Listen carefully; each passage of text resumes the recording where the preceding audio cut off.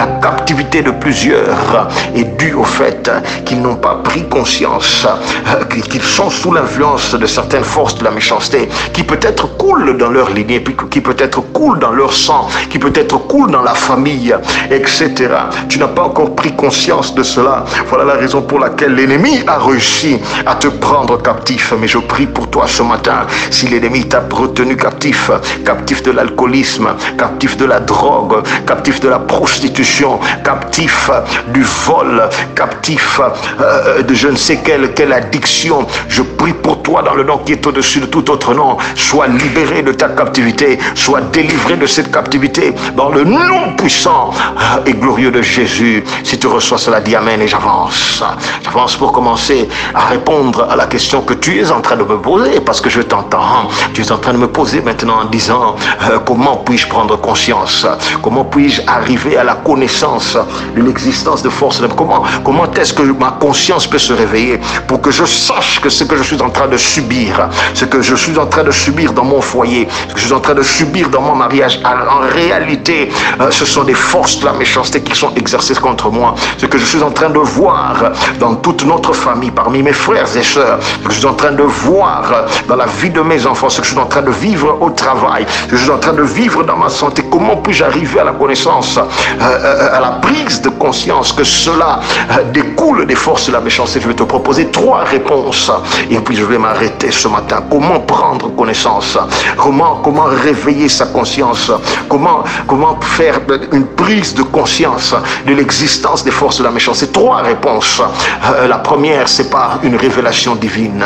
Les gens prennent connaissance de l'existence des forces de la méchanceté premièrement par révélation divine. Ceci ne dépend pas, dans ce cas, ceci ne dépend pas de toi. C'est Dieu lui-même qui te révèle que ce que tu es en train de voir, ce que tu es en train de subir, ne pense pas que c'est normal. Ne pense pas que les choses doivent en être ainsi. Je viens te montrer, c'est Dieu qui te parle, je viens te montrer que ce que tu es en train de vivre, il y a une force maléfique, une force occulte, une force satanique qui est cachée derrière.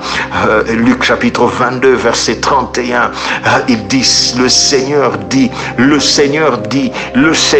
dit, Simon, Simon, Satan vous a réclamé pour vous cribler comme le froment.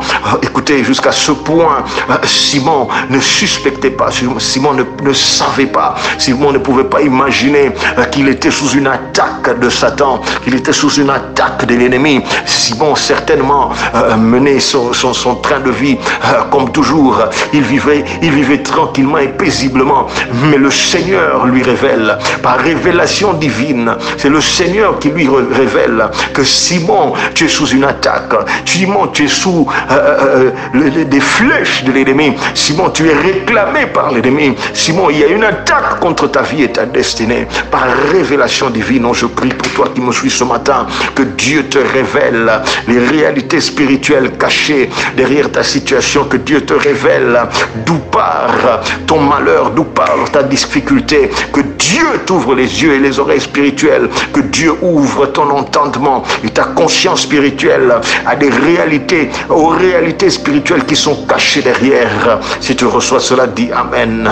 Si tu reçois cela, dis Amen. C'est comme ça que Simon prend connaissance, prend conscience, découvre qu'il est sous l'effet des forces de la méchanceté. C'est le Seigneur qui lui dit.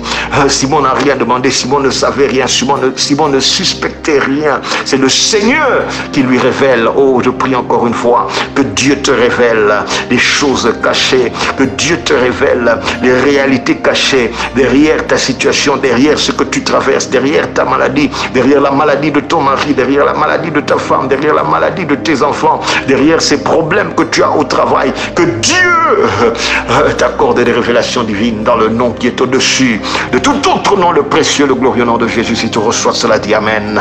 J'avance pour ne pas prendre trop de temps ce matin. La deuxième voie pour que tu puisses prendre conscience de l'existence des forces de la méchanceté, c'est par l'observation. La première voie, c'est par révélation divine. La deuxième voie, c'est par ton observation.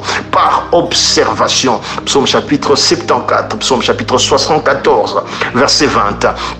Il dit sois attentif, c'est les deux premiers mots. Sois attentif, sois attentif, sois attentif, c'est-à-dire observe. Frère, tu dois être attentif à ce qui se passe dans ta vie. Ne sois pas distrait face aux choses qui arrivent dans ta propre vie. Il dit sois attentif à ton alliance.